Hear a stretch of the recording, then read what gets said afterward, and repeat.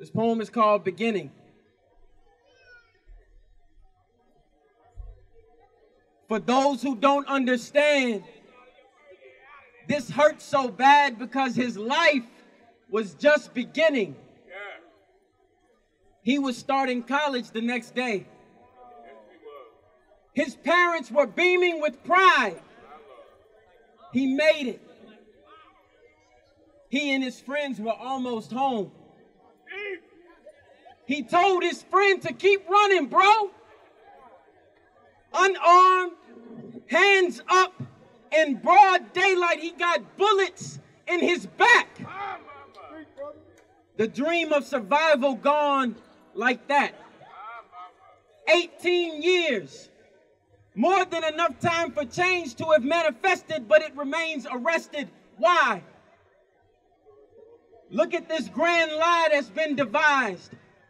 This false hope of equality and a share of America's winnings through its dirty dealings. A hustle only works if all involved expect to gain something. So these seeds of deception have grown with our help, of course. A horrible state of things is always part oppression, part complacency. And right now we stand facing a nation's uncovered sins. Bare naked, no real apologies in sight to those who can stand to keep their eyes open. But we still spot that twisted grin.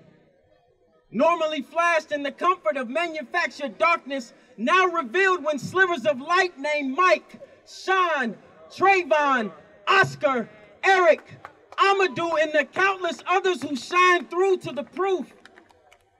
It's not like we have to look that hard to see an oppressor's view of the oppressed. No value on our lives.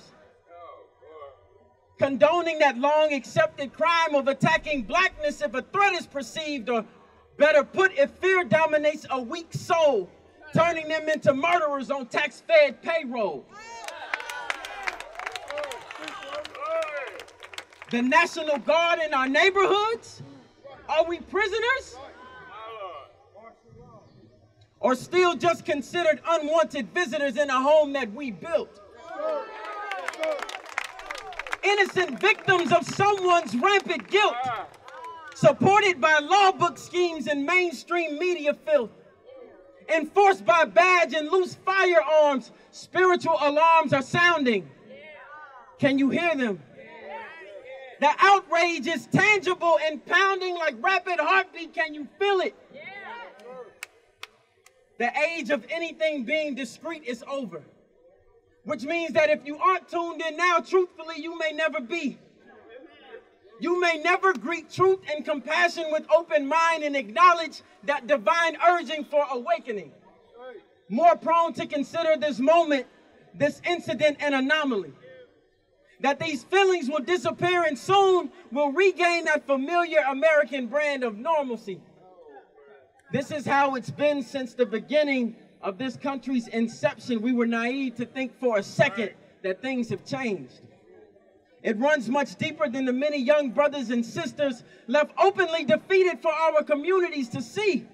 Etched in our psyches, face down on the concrete, brutalized and maimed, Ezell Ford, John Crawford, and Mike Brown slain over a 3-day span.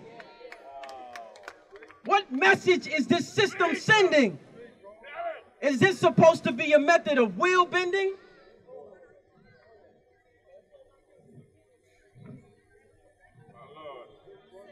The sense is that someone is afraid and that someone is not us. That's right. That's right. If things are gonna go this way, then they can go that way. Because when a people refuses to keep suffering silently with grace, the chains finally begin to break.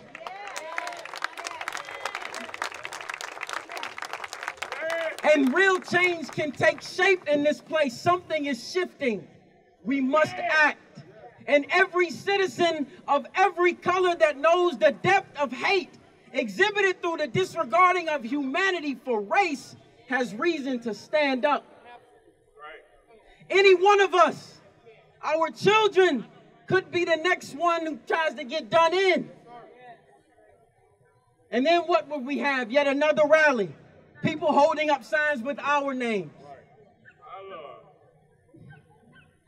But this can change. We, the true power holders, can say today that it stops. Start laying the foundations in your neighborhood, on your block, in order to unlock minds to break free from fear-based confines. The truth is that we are all that we have left to turn to. Look around you. Look around you. Right now you can see the start of a new beginning. Thank you.